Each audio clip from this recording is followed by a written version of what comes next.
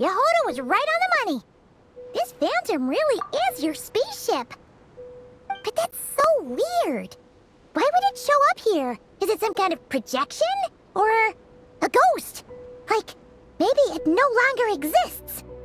Ah, you're already here. Miss Lauma, what a surprise. I thought you were busy with festival preparations. I was, until one of our people informed me that a strange sight had appeared at Star Sand Shoal. No one's ever seen something quite like this before. I thought I should see it for myself. Same here. Oh, so we heard that these things appear around the festival period. Any idea why that is? Unfortunately not. We have very limited information about them, since they can't be interacted with. And no human phantoms have ever made an appearance before now. The most we've been able to deduce is that these sightings appear to be connected to the increase in Kuvaki and— Yeah, seems like that's all we can do. This is all so confusing. Allow me to lend you a hand.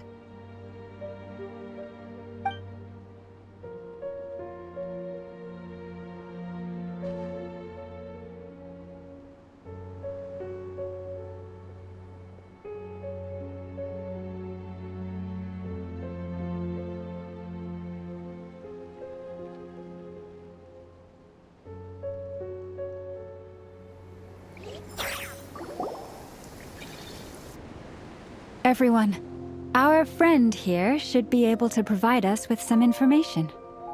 Is that a phantom rhyme-horn deer?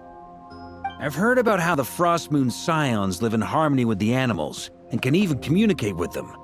That's coming in handy now, for sure. Okay. Yes, I understand. Then how about this?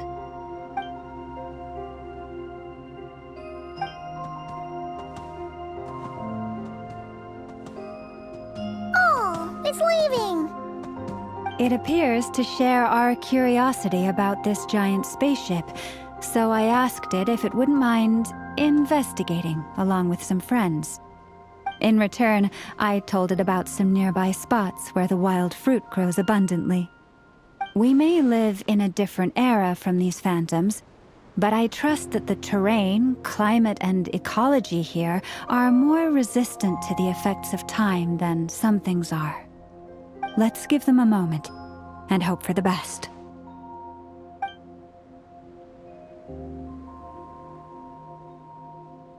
All back together? Must have been a lot of fruit. Indeed. Now let me ask them some questions.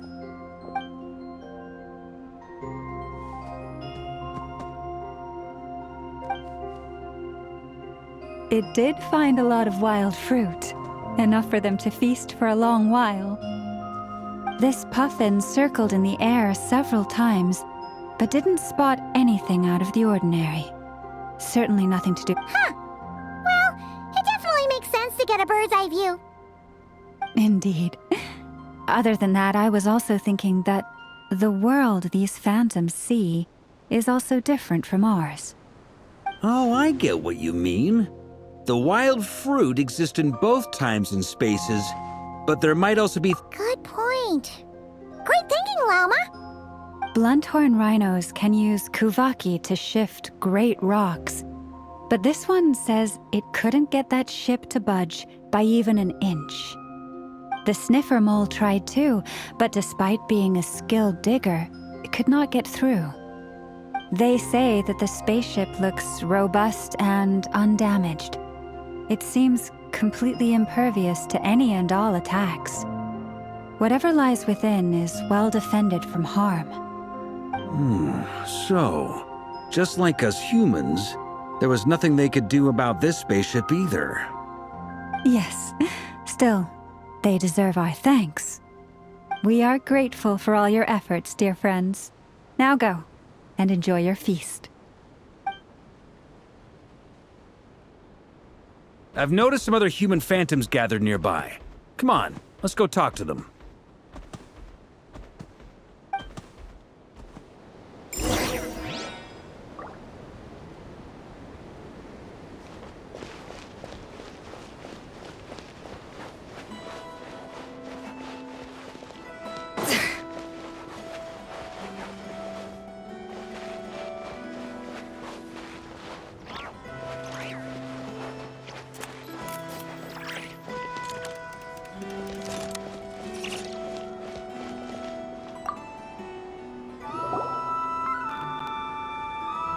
What is this thing? I've never seen it move, and there's no way to get inside. Goodness knows. My grandpa says it's been sitting here at least since his grandpa was still alive. What about his grandpa? Did he say anything to your grandpa's grandpa about it? Huh? I don't know. In all likelihood, it was here back then too. Hard to imagine something this huge could move. Guess that means that as far as they're concerned, this ship's been around a long time.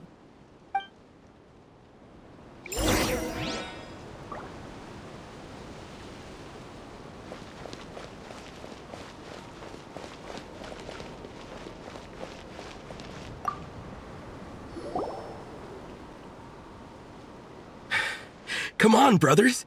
If we can get even a small chunk off of this thing, it's gotta be worth a fortune.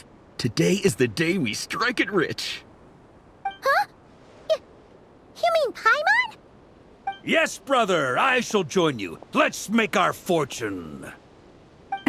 We should go with them. What the? This thing is crazy tough. I can't even scratch it. What's it made of? Sorry, brother. Looks like we'll have to seek our fortunes elsewhere.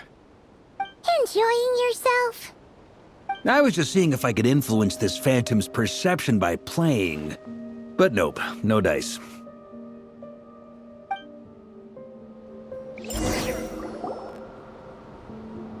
I'm sure we're all starting to build up an idea of what's going on here now that we've spoken to some of the people. These phantoms are reenacting real historical events in Nod-Krai.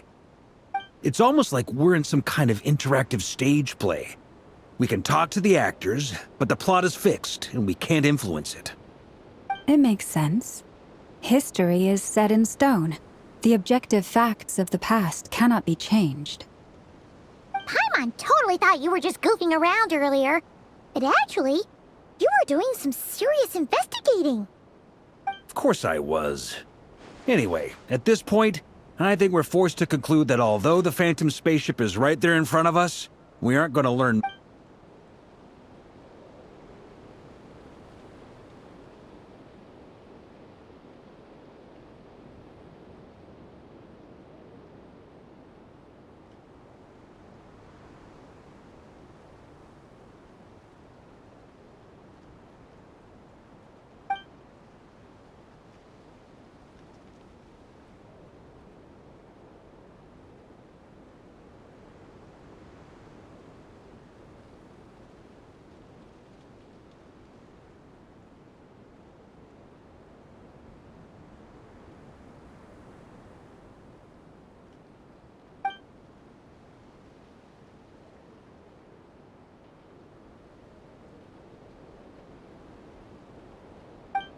Don't be discouraged. If nothing else, this is proof of the ship's existence. And think about it. So many people tried to hack their way inside, but no one could get the door open. To me, that says that we'll either find the ship itself or the story behind it. It's just a matter of time. Huh. Every now and then, when Varka gets serious, he actually does seem like Grandmaster material for once. I wonder how the others are doing. Let's head back for now. Sounds good. Also, drinks are on me if team... Wait, we have a team name now? Am I in Team Knights of Favon? You're very welcome to join. We've even got a cathedral ready for you. Isn't that technically blasphemy? You wouldn't dare make a joke like that if Barbados was in earshot. Nah, I'm sure Barbados doesn't mind a little harmless blasphemy once in a while.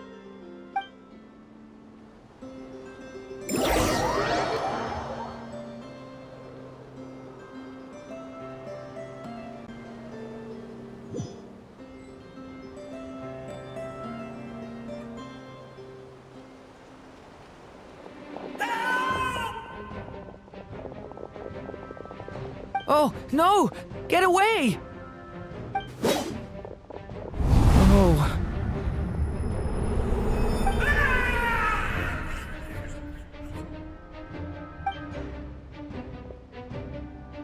I know it's hard to stomach, Mr. Duran. But as I'm sure you've noticed, There is nothing we can do to intervene in that which unfolds before us. But we have to at least try. And try you have. But are you aware of how many unsuccessful attempts you've made now? I wasn't keeping count. I'm afraid this is the 39th failure so far. Or the 5th, if... There are no indications that these phantoms may be altered in any way. You seem to have calmed down a little. I'll make us a fire. You should rest and have some water. Feeling any better now, Mr. Duran? May I ask a few questions? Be my guest. What exactly are we witnessing here? What happened to those people? My guess would be that we are seeing Nod-Krai during the Conrian Cataclysm. Would that be accurate? Conria. That is correct. As you know, once the Abyss senses even the tiniest crack, it floods in and spreads like wildfire. There was a time in the distant past when it permeated all of Nod-Krai, causing immeasurable harm. The people paid a terrible price to heal this land. Then, 500 years ago, the whole of Teyvat suffered an abyssal disaster. Once more, Nod-Krai was dealt a devastating blow. I see. In the face of the abyssal onslaught, all were like grains of sand tossed around by a tidal wave. The moment you witnessed is but one drop in a whole ocean of catastrophe. All right. I guess that answers my second question, too. I wanted to know why there's nothing I could do to help them, and that's because what we are seeing is history. That would be my guess as well. As I understand it, history and fate are not all that dissimilar. Yes. Fate was determined long, long ago. I still have a couple of other questions for you, Mr. Flint. You mentioned more than one abyssal disaster that has struck this land in the past. How can you be sure that what we're seeing is from the Conrian incident? And also, how are you able to stay so calm when you're talking about these events? From everything I know about you, you're not cold or ruthless, and you're not indifferent to the suffering of others. Alas, I am forced to show my age.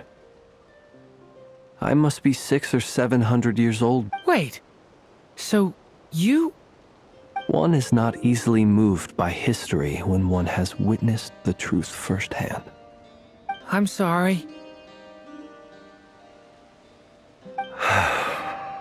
You needn't apologize. Your passion is a good thing to have.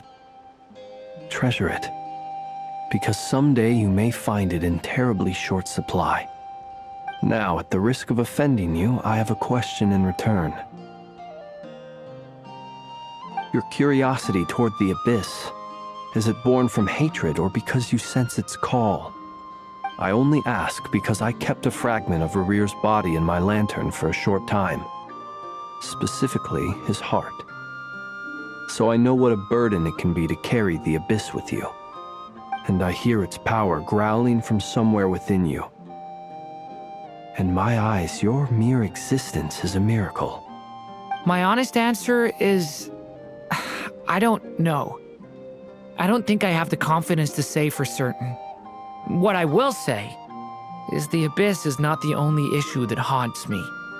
Even before I became who I am today, the question dogged me constantly. Should I even exist at all? My doubts remain unresolved. But when we fought Rarir, something became a little... Sometimes it is the darkness within us that allows us to achieve the impossible. I certainly got the sense from your 39 attempts that you were trying to achieve the impossible. It sounds like you've resolved to see the truth for yourself. Absolutely. In that sense, he and I are quite similar. Then I wish you every success. I look forward to the day of your transcension. Well, if everyone's caught their breath, I suppose we should head back. Oh, and one last thing. I'd appreciate if you can.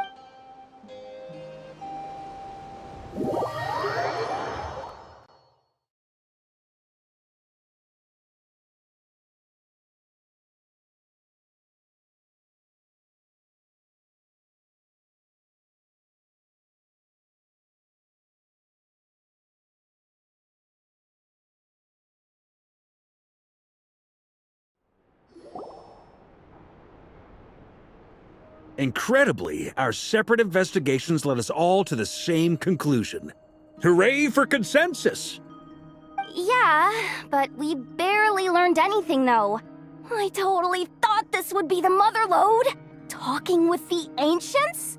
I mean, and all this stuff about moons and hyperopia. What a load of... I understand your frustration. We found the same issue. Each phantom only showed a very brief moment in time. There isn't much value to be found in these miscellaneous fragments of a civilization's history, no matter how glorious it may have been. If there's a silver lining, it's that these phantoms are harmless to the present reality. They shouldn't get in the way of the festivities. Paimon agrees. And not just because it's the first thing she understood in this whole conversation. You look disappointed, Nefer. Is something the matter? What do you think? We all worked our tails off, but the only one to gain anything from it was you, Lady Moonjanter. Well, please do share the Hyperborean records with me. I will gladly inscribe them in our people's documents. Oh, duh! Yeah! That was it! Hyperborea! Hyperborea. I'm serious. Only an expert in the Frostmoon Scions and their history can turn these records into valuable research material. The alternative is to let them gather dust on the Curatorium's storage shelves until the pages turn yellow. Nefer, you're wise enough to know that cooperating and sharing the profits is the best course of action here. Well, that goes without saying. Sure, let's do that. Huh? But didn't you say we aren't supposed to give out intel for free? Sorry, shutting up. Now is not a good time to push Nefer's buttons. Anyway, back to Moon Prayer Night. I'm thinking that we should prepare something a little special, aside from the usual decorations and so on. You mean a parting gift? Can't go wrong with food. Although, does food go bad? Perhaps a lantern would be a better choice. It might be dark up there. It could prove difficult to light a lantern on the moon. Magical stones might serve that purpose better. What about a clockwork mecha model from Fontaine? I've got a whole None of these sound like things she would be even remotely interested in. But we don't interact with her enough to know what she likes. Yeah. It would really save us the guesswork if someone could find out what she's into. Wait, what the? Traveler? Great! Haha, problem solved. Now, I need to stop by Dory's. Gonna need her help sourcing a bunch of stuff for the festival. Then let's leave it there for now. We all have our own business to attend to. Traveler, if you find out what Kutar likes, let us know right away.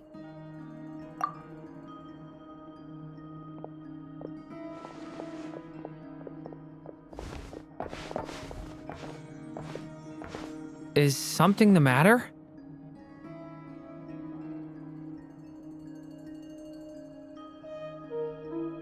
I'm fine.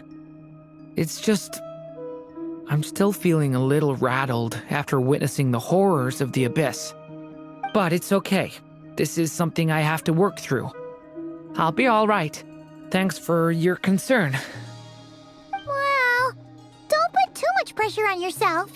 If you ever feel like something's wrong, physically or mentally, we're here to talk.